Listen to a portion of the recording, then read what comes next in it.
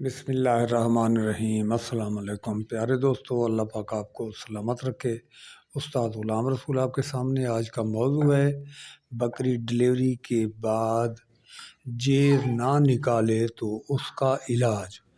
اور یقیناً جب بکریاں جیر نہیں نکالتی ڈلیوری کے بعد تو وہ ایک انتہائی خطرناک لمحات ہوتے ہیں، اور اس کا انتہائی آسان اور دیسی علاج میں آپ کو بتاتا ہوں، اور انشاءاللہ تعالیٰ آپ وہ کا استعمال کریں گے تو آپ کی بکری جو جیر بولتے ہیں ہم، وہ بہت تیزی سے نکال لے گی، اور کوئی آپ کی بکری کو مسئلہ بھی نہیں بنے گا۔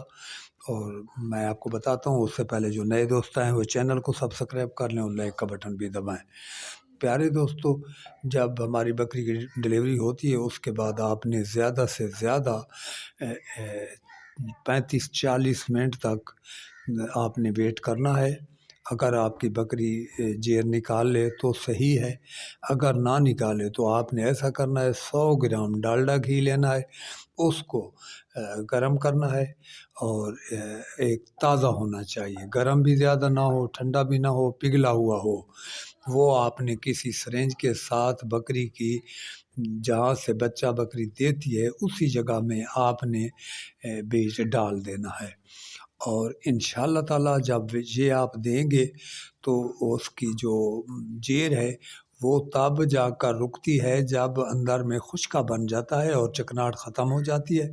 اور اس کے علاوہ وہ جہاں بھی جیر رکتی ہے تو وہاں سوزش بھی ہونا شروع ہو جاتی ہے، اور وہاں وہ کچھ نہ کچھ، اگر وہاں کوئی خارش وغیرہ بھی ہو سکتی ہے، اور وہ ایک اندرونی کافی انفیکشن پیدا کر سکتی ہے۔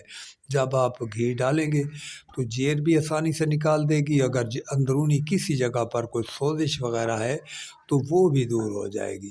تو پیارے دوستو، آپ ایک چھوٹا سا یہ ایک دیسی نسخہ استعمال کریں، اور اپنی بکریوں کو ایک انتہائی جسے کہتے ہیں یہ نقصان دہ چیز ہے، اس سے آپ جانور خدا نخواستہ جیر کے یعنی نہ نکالنے سے اگر اس کا کوئی علاج نہ کیا جائے تو بکری کی جان بھی جا سکتی ہے خدا نخواستہ۔ تو یہ آپ دیسی یہ ایک نسخہ استعمال کریں، اور آپ کا انشاءاللہ تعالیٰ یہ مسئلہ 100% حل ہو جائے گا۔ اور آج کے لیے اتنا مشورہ، اگلی ویڈیو تک میں اجازت چاہتا ہوں۔ اللہ حافظ۔